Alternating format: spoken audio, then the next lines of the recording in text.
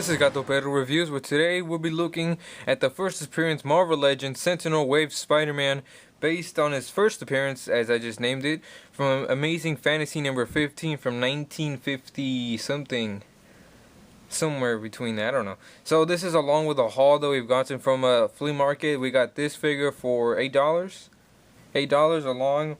Now we're gonna do a review on this one, which is the Buzzing Beetle action figure from the Spider-Man Classics wave, and then we got the Joker Thug, which is like the actual Joker, but it's one of his goons at the beginning of the Dark Knight scenes, and this Bruce Wayne, part of the Batman cartoon from the Bruce to Batman figure.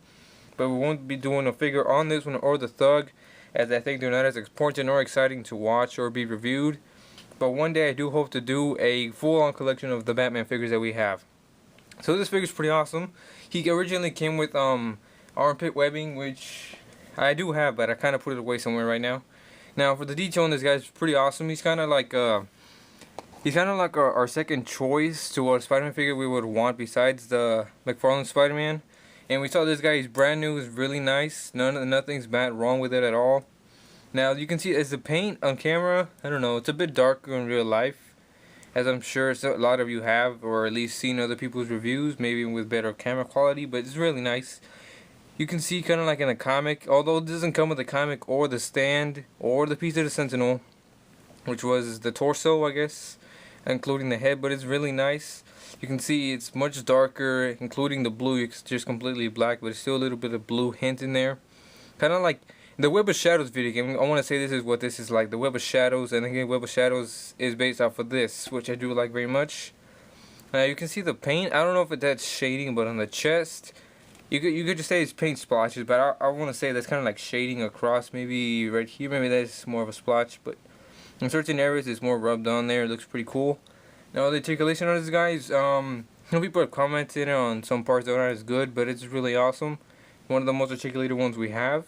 He has a hinge on his head. It goes all the way up for all those scrawling poses, all the way down for when we want to make him look sad, like in Web of Shadows. Here's an armpit joint. And then it has this weird thing I never got. He has this hinge on top, which I never got what that was for, even though his arm, it can't go all the way, but I don't know what that's for completely. I thought that would make his arm, you know, pop out or something. He has swivel, actually pin and socket or elbow. He has bicep swivel, double jointed elbows, forearm rotation, and then he has an entire finger articulation except the thumb. People have commented they think the hand is pretty small, but it looks alright to me. It doesn't really bother me at all. And then he has a really nice torso. Well, actually, people have commented, actually that doesn't move as much. I'm guessing because of the sculpt, it has like a circle where it's sculpted at the bottom where it goes in. That kind of prevents it, I guess. Full on waist swivel. Now the legs, up until I saw Century Productions review, I didn't realize this, but it has good joints. You don't have to swivel them or anything, but the fact that his crotch piece or whatever is a bit too thick or big prevents the legs from closing in a bit more, so you can't exactly bring his legs closer any more than that. If you just heard it has like a little clicking sound, so you know that this figure's gonna stay still during his poses that you put him in. So he has as already mentioned, ball joints. He has thigh articulation, double jointed knees, calf rotation, legs. Oh yeah, and anyway, legs that go up and down. No, really an ankle pivot and a toe joint. So pretty well articulated. Just kind of want to go over a bit more detail. Just this front spider, you can see this, the classic Spider-Man spider. And then the back one, in the comics, I believe it was blue. Was it blue? Mm-hmm. Yeah, it was blue. And here it's red, which I do like better. I don't think I would have reacted to a blue spider. Alright, so we're just going to go over some size comparisons. We'll bring in our personal favorite Venom of all time. Here is the Marvel Select Venom. Compared to this 6-inch Spider-Man. It doesn't even fit on here. Can you see him? I have to tilt the camera up, don't I? So there you can see the size difference between these two guys. I'm guessing you can get him into a display with him.